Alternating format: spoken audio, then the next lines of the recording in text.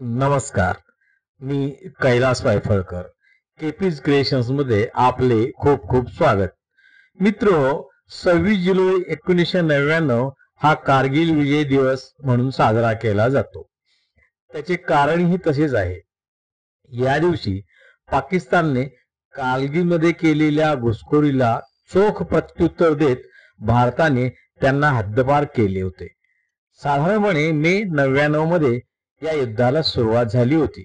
याआधी या युद्धाची थोडीशी पार्श्वभूमी समजून घेऊया. या प्रदेशामध्ये हिवाळा अत्यंत कडक म्हणजे -40च्या खाली तापमान जाते. त्यामुळे इथे दोन्ही सैन्यादरम्यान एक अलिखित सामंजस्य करार झाला होता. त्यालाच विंटर व्हेकेटिंग पोस्ट म्हणतात. म्हणजे कडक हिवाळ्यामुळे दोन्ही सैन्यांनी आपल्या चौक्या सोडून कॅम्पवर राहायचे. हिवाळा संपला की पुन्हा आपापल्या चौक्यांवर हजर राहायचे. मात्र पाकिस्तानने हा सामंजस्य करार डावलून इथे घुसखोरी केली. सैन्याची जमवाजमव करून भारताचा काही भाग आपल्या ताब्यात घेतला. महत्वाचे म्हणजे श्रीनगर लेह हा राष्ट्रीय महामार्ग त्यांनी आपल्या लष्करी हल्ल्याच्या टप्प्यात ठेवून भारताला त्रास देण्यास सुरुवात केली. भारतीय सैन्यांनी या घुसखोरीला दमदार प्रत्युत्तर देत हा प्रदेश पुन्हा आपल्या ताब्यात घेतला. यासाठी अनेक सैनिकांना हौतात्म्य आले, बरेच जणांना कायमचे अपंगत्व आले, पण तरीही न डगमगता त्यांनी विजयश्री खेचून आणली. त्यांच्या या शौर्याला माझा मानाचा मुजरा.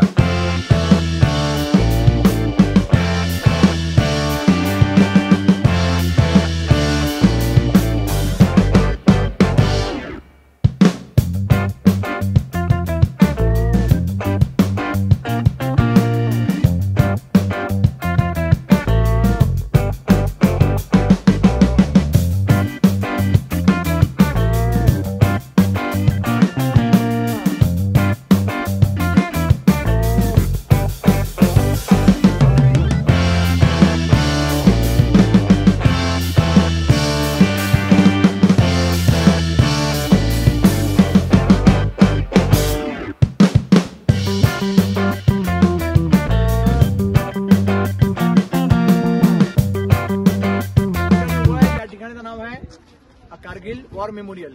ठीक आहे. हे वॉर मेमोरियल बनवलं गेलं. जे पण आपले जवान आहे जे इथे शहीद झाले त्यांचे या सर्व त्या ठिकाणी हे लावलेलं आहे नावाचे त्यांचे. आणि त्याच्यानंतर हा जो मागचा भाग आहे या भागाचं नाव आहे टोलोलिंग पर्वत. खरं जे युद्ध होतं ते या ठिकाणी झालं होतं. एक अंडरस्टँडिंग होती की ज्या ज्या वेळेला हिवाळा असतो त्या वेळेला इथून आपले जे सैनिक आहे वरून खालती येतील आणि जसे पाकिस्तानी पण तसे तिकडनं खालती येतील. याच्या पाठीमागे पाकिस्तान. तर असं झालं की आपल्या हिवाळ्याला आपले लोक सैनिक खालती येऊन गेले. त्यावेळेला आपल्या उन्हाळ्याच्या वेळेला त्यावेळेला परत जेव्हा आपण वरती गेलो तेव्हा जाऊन तिथे पाहिलं तर ऑलरेडी पाकिस्तानी पूर्ण तैनात होते. आपले फायरिंग झालं आणि मग तिथून आपली बरीच कॅज्युअलिटी झाली.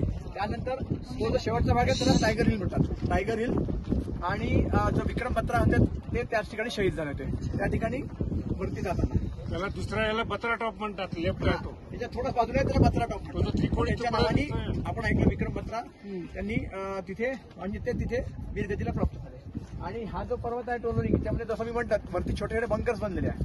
तर ते पाकिस्तानी लोकांनी धोका दिला आणि मग आपल्याला माहिती आहे की मे महिन्यामध्ये वगैरे आपल्या मे महिन्यात ज्यावेळेला वरती तिथून गेले चढायला तर त्यावेळेला कळलं की वरती पूर्ण पाकिस्तानी पूर्ण म्हणजे युद्धाच्या तयारीत होते आणि आपण काहीच तयारीत नव्हतो.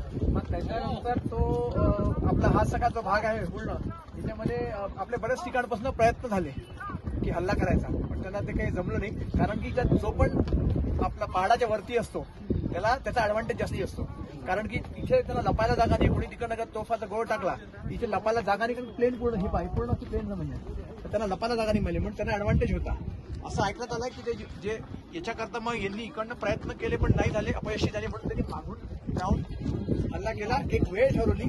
त्या वेळेला असं ठरवलं की आम्ही तिथून अटॅक करू. भले मी तिथे 4ची वेळ ठरली असेल तर मी 2ला पोहोचलो तर मी तिथे थांबून राहील, पण मी हल्ला 4 वाजताच करेन. तर 4च्या दरम्यान इकडनं त्याला म्हणतात ना एक डमी फायरिंग म्हणा, एक डमी युद्ध छिडल्यासारखं असं दाखवायचं की आम्ही इथून युद्ध करून टाकलाय.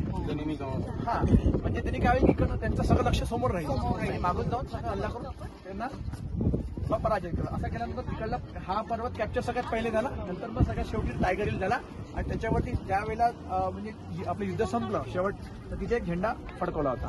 मग तिथून कळलं त्यांना सगळ्यांना आपल्याला की आपण आता हे युद्ध जिंकलं. तेव्हाच ते डिक्लेअर झालं युद्ध जिंकलं. मी कारगिल आपला लक्ष पिक्चर पाहिला असेल, त्याच्यात पण अशी स्टोरी सांगितली आहे. त्यांनी तो दाखवायचा प्रयत्न केलाय. आणि LOC कारगिल नावाचा पिक्चर होता. तर त्यांनी पण म्हणजे पूर्ण हे सगळं कव्हर केलं.